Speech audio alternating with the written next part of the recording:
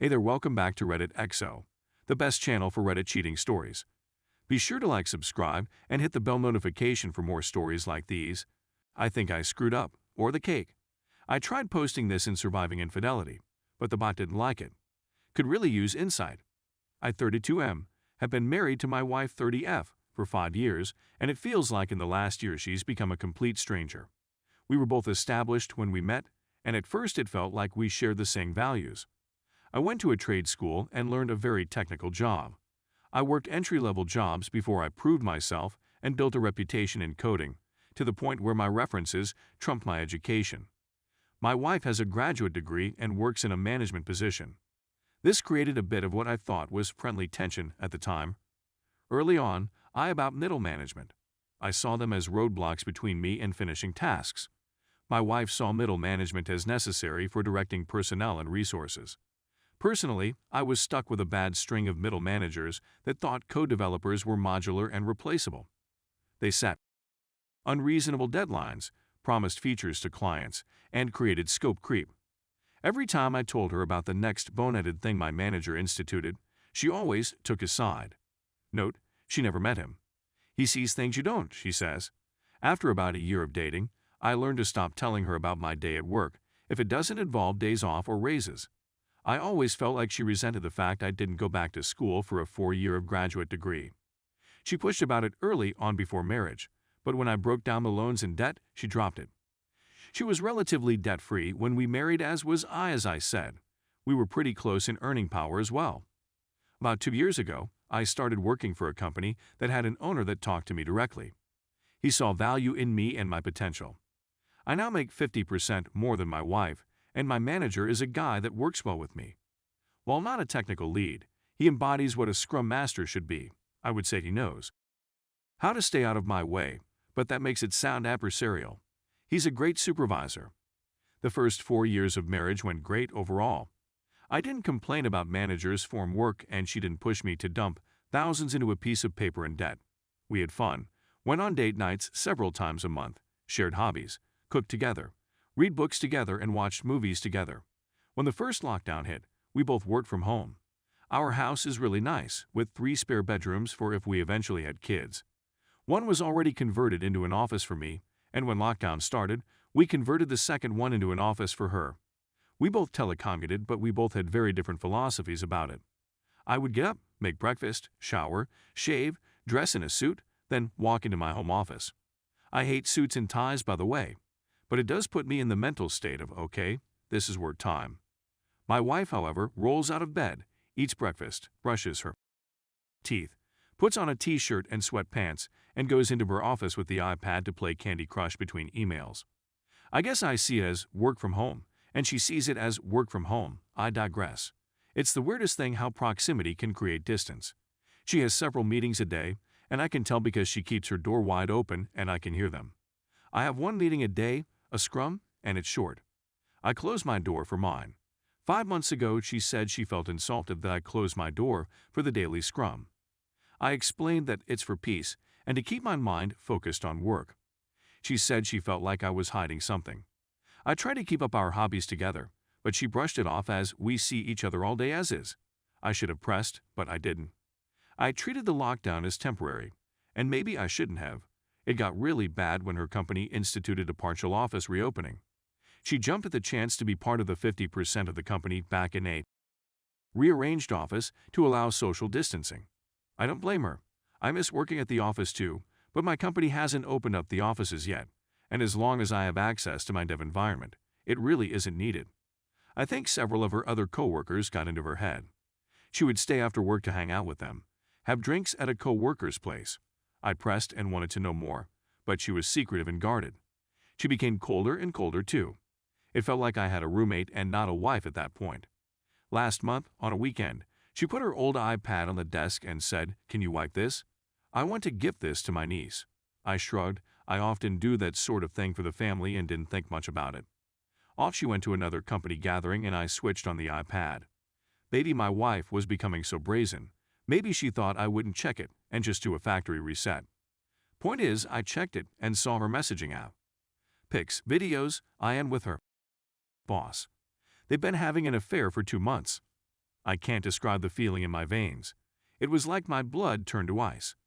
It reminded me of the scene in Equilibrium, where the polygraph flatlined. I copied everything, packaged it into cloud storage I use for dev projects separate from work, and started looking for a lawyer. I didn't confront it first because I wasn't sure what I would do. The new sensation in my body felt like I was both numb and walking through water. She didn't notice or didn't care. By that point, we were already dead bedroom. We were really in the roommate stage, I guess. I contacted a lawyer, and he wanted to keep investigating and me to keep my mouth shut. He suggested I get a private investigator and suggested a good one. For the last 4 weeks, we were gathering evidence, and he was preparing the filing for divorce. Be patient, he kept telling me. And my ice-filled veins and her indifference made it easy at first. Yesterday, my lawyer told me he had the filing almost ready. Our state is at fault, and the PI got photos, video, plus the texts. It was pretty much a slam dunk. Then, last night, I don't know what happened to me, but the ice turned to fire. She came home, late of course, and I don't even remember what she said to me, but I went off. I said I hoped it was worth fucking her boss. She turned mean, nasty, vindictive. She said I wasn't there for her emotionally. I was just lounging all day at home, even if I was earning the lion's share at home.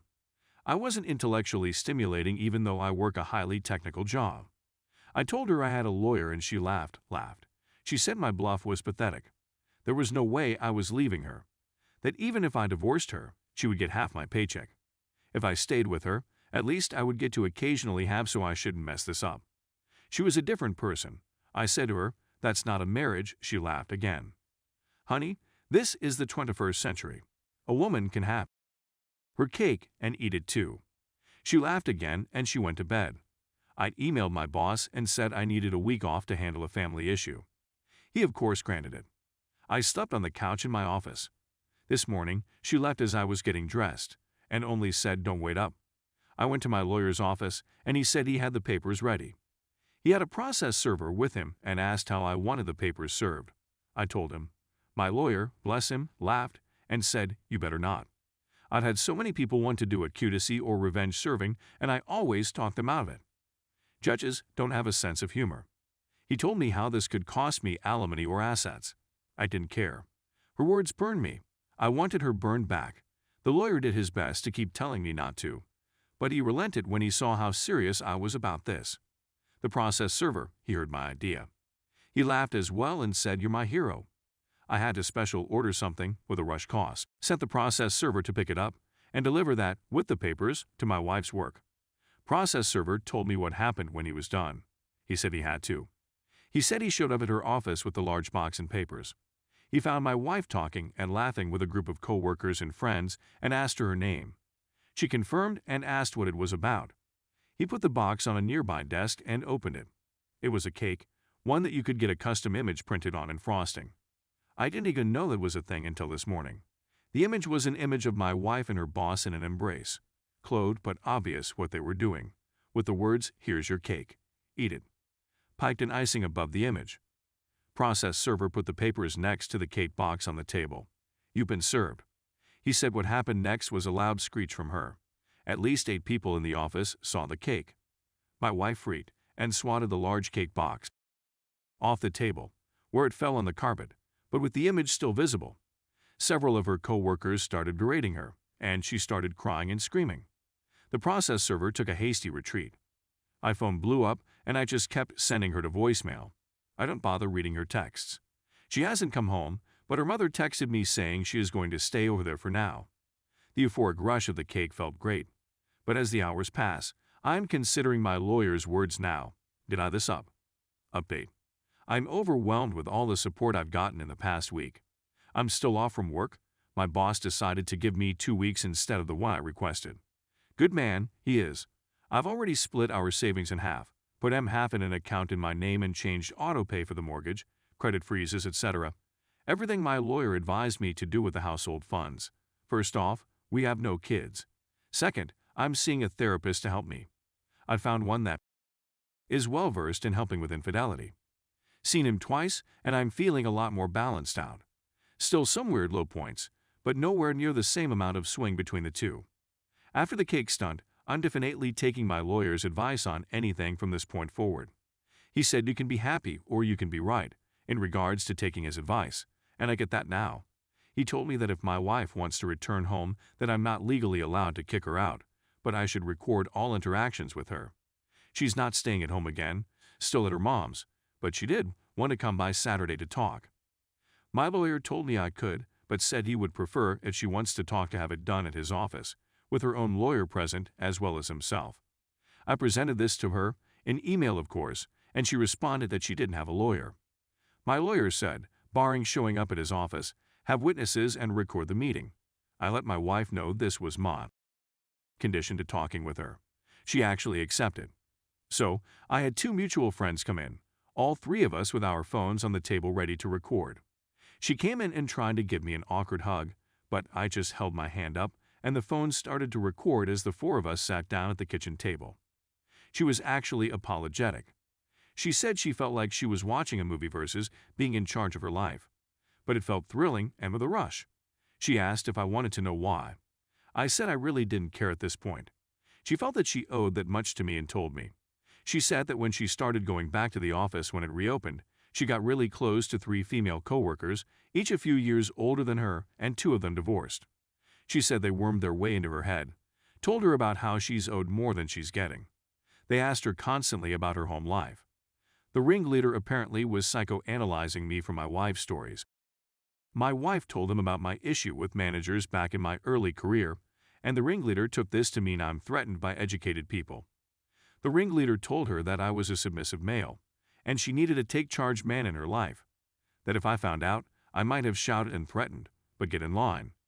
My wife still has her job for now, but only just. The people that saw the cake was my wife, the 3 witches, her affair partner/boss, and according to her 2 other co-workers that were lateral to her.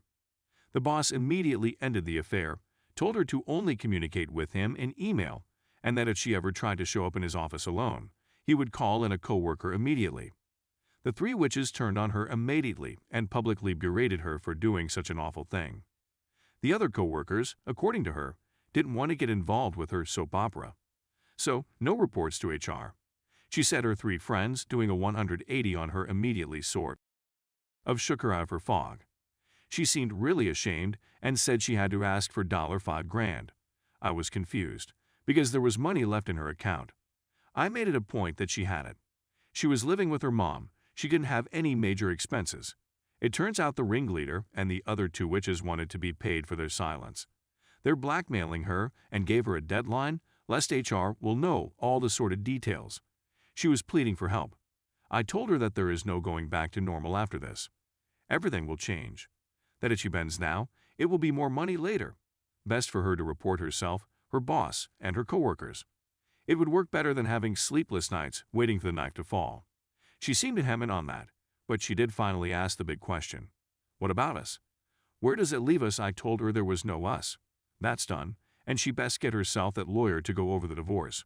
The best I can do is tell her how to handle her work situation, but she most likely needs to find another career after this. I also said she needs to go to therapy herself, because someone who could go to laughing in my face to pleading for help a week later needs help sorting themselves out. She pointed out the cake and all I said to that was yeah, and I am seeing someone for that. She left soon after that. No word on it she will follow my advice or try to pay her coworkers blackmail. Why is it always the coworkers? Update 1. First week back at work, and my boss decided to tell everyone we could get off at noon today for Good Friday/Easter weekend. I'm doing a lot better.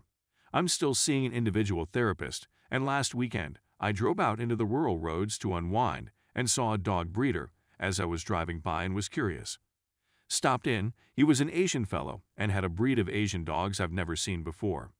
He was telling me about how they were extremely loyal and brave. After playing with a few of them, I am considering going back to buy one, even if they are extremely pricey. I believe they're called Jingos. The wife always entertained getting a dog, but she never found a breed she liked. Anyways, the wife still has not moved back in or made any direct attempts to contact, but she did get a lawyer. My lawyer called me and said something like, "Buckle up. You're going to visit a marriage counselor." I said I didn't want to see one. The divorce was happening no matter what. He agreed, but then said normally, I'd tell the other attorney to pound sand, but now I have to paint you as a reasonable person, so you have to entertain reasonable requests. This is why you should listen to your attorney. If I held back my anger, I would have been able to ignore this request. You need to give me advice for this session. Don't admit fault. Don't concede I failed anywhere. Don't agree to anything, not even a second session. Just attend this session, and if I want it to still divorce, answer questions as neutrally as possible. Don't yell, don't shout, don't accuse. The visit, if it could be called that, was via Zoom. Me in my home, and my wife in her mother's home, and the counselor in what appeared to be an office. It was interesting. The counselor was interested in spreading blame. Surely you could see how distance could create need. I simply said I don't agree it takes two people to create a rift in a marriage, yeah, her and her boss. Holding on to this is staying in the past. There could be a wonderful future. Past behavior is a good indicator of future behavior. Stuff like that. I wouldn't pretend for a second that I played mind games or ran circles around her, because I didn't. I just didn't engage more than I had to. It was 2 hours of her and my wife just trying to make me take even 10% of the blame, so she can say, see, it was both of your faults, now let's rebuild, or something like that. Near the end of the session, the counselor asked me why I was acting so cold. I said something along the lines of, did you know infidelity can create the same damage as PTSD? The counselor said, I heard something like that before. Yes, the session's time was running out, and I was about to sign out when my wife asked if I was good with attending another session next weekend. I said I didn't think that was a good idea. She then begged what it would take for me to agree for a session next week. I said good night and signed off. Now, I'm just waiting to see what the next reasonable request is that I can't turn down, just so my lawyer can paint the picture that I'm a well-adjusted guy that had one outburst of bad behavior versus a trend of bad behavior.